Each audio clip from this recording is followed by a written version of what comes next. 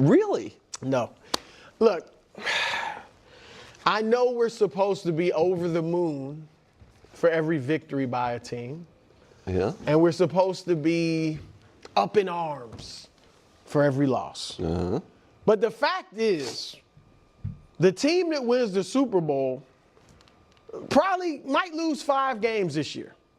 And they're going to lose some of those games to teams that are worse than them. Yeah. Kansas City lost to Jacksonville. Philadelphia lost to the Giants that just fired their coach. Like, in the this was a letdown loss by the Bills. Obviously, they're high coming off the win over Kansas City. Next week, they got Tampa Bay. So they're coming off a great win, probably looking forward to a tough game next week, and clearly took the Dolphins lightly. I don't want to take anything from the Dolphins. They played, look, the fact that they're still playing hard for Mike McDaniel, a little credit to him. That's true. So that was good. But here, look, and the Bills are flawed. I mean, they can't stop the run. They're the 3rd worst run defense in the league, give up about 150 that might yards. be a fatal flaw. Yeah, I mean, that's a look, I'm not saying they're the favorites. I don't have them coming out of the AFC. But I'm saying I still do think they're a contender because every other contender in the AFC has flaws. Indy, Daniel Jones is your quarterback until proven otherwise. We're going to doubt him. Kansas City has they've been a mediocre team by their standards this year. New England is young. The quarterback's young. I mean, that's not a bad flaw to have, but that's something we got to see him do it. Yes. Right, and the team is very young around him. They don't have much experience. Obviously, Denver, no offense. Yeah. The Chargers have their issues. Baltimore's trying to come out of a slumber. So I just think with the way the AFC is, I can't say they're not a contender. No. Even though I don't think they're like a super duper team. But what about the fact that up until a few weeks ago, the Bills had been blown out once in like 5 years. And it was the famous game against your Ravens. 35-10. They had gone up until, again, a few weeks ago, that we can show it to you, they had been beaten by by double digits once in their previous 60 games. That's something. 60. That's crazy. And then it's happened twice, and it's one thing, because you're right, Brew, teams have bad losses. It's pretty rare a non-competitive team just annihilates. And that's what I considered last night. Yeah. From the jump. Like a domination from start to finish. And I know that, listen, I do want to cut the Bills slack. As someone, I obviously have never played in the NFL, but I'm a big fan of a huge fan of a team, and I even feel like a bit of an emotional letdown after winning a Super Bowl. So I can't imagine how the Bills feel after winning their Super Bowl last week. Okay. Let's actually have real commentary here. You know who actually said it best? Let's listen to who actually said it best. You saw the LA Chargers working around their injury situation, and getting creative. I think the problem for the Buffalo Bills, though, is that, they're not very good on defense. And I've been saying this. I mean, I feel bad when I say it because I've been saying it so long and so much. Like last year, their defense let their offense down. This year, to me, their defense is letting their offense down. And, people are going to say oh, they picked off Tua twice. Those were punts. Those are just throw up ball. When you look at what they are in critical moments, they don't stop the run. They don't make plays on third down. They don't make plays in the red zone. And, I think they just help, they think that, Superman's going to help them out on the other side of the ball. So, I listen, having gone up against Sean McDermott many times when he was a coordinator, he was a very, very difficult coach to go up against. I have a tremendous amount of respect for him as a coach. However, when I turn on the film and I watch their defense play, I just don't see championship level defense coming out of there. I don't. I didn't see it last year. I don't see it this year. They don't tackle well. You got D linemen using spin moves on run plays. I don't like what I see there. And part of the reason that the New England Patriots look like they're going to win the AFC East. And that game highlighted that so beautifully. And what Matt said there too, which is what I've been saying again and again and again for years right now with the Buffalo Bills and Sean McDermott. Situationally, this defense never rises to the occasion. They never rise to the occasion. And that's why I kept pointing out, we can see Spags, Fangio, etc. We can see, wow, in that moment, wow, that play, that was a gotta have it moment, and look what that defense brought to the table, look what they just did. And you pretty much can never say that with the Buffalo Bills. And it's just so bizarre how you can go up against the Kansas City Chiefs, swallow up Patrick Mahomes, make him look uncomfortable the entire game, and then get rolled by the Miami Dolphins.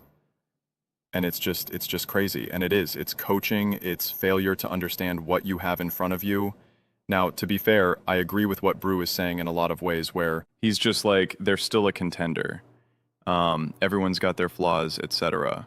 And it is true. And when you are talking about the playoffs, like if the Kansas City Chiefs and the Buffalo Bills are playing each other, right? Like the Bills aren't playing the Dolphins right now. So, I mean, them winning the division seems like it's I don't want to say out of reach, but they're not in the driver's seat anymore. They're certainly not in the driver's seat. The Patriots are.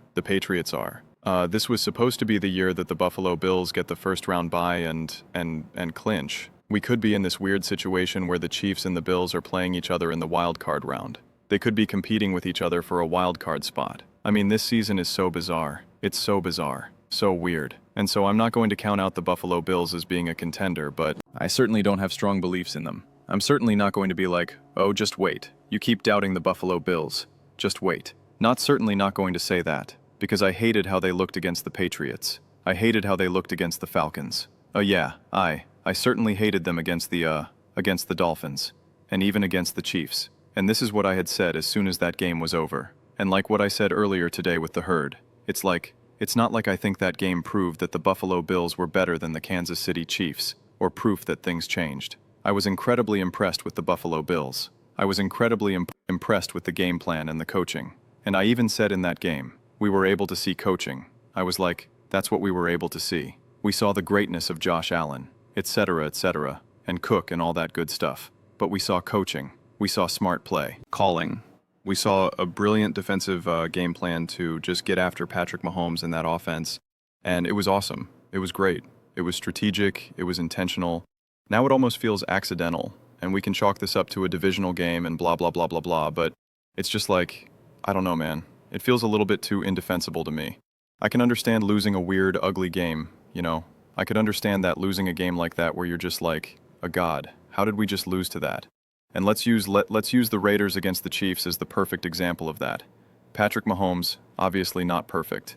27 for 44, 235 yards, 1 touchdown, 1 interception, 73.6 passer rating.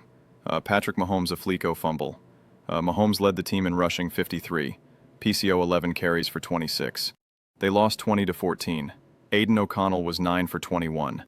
I mean, the fact that they beat the Chiefs where their quarterback was 9 for 21 and threw for 62 yards, and it had a yards per attempt of 3.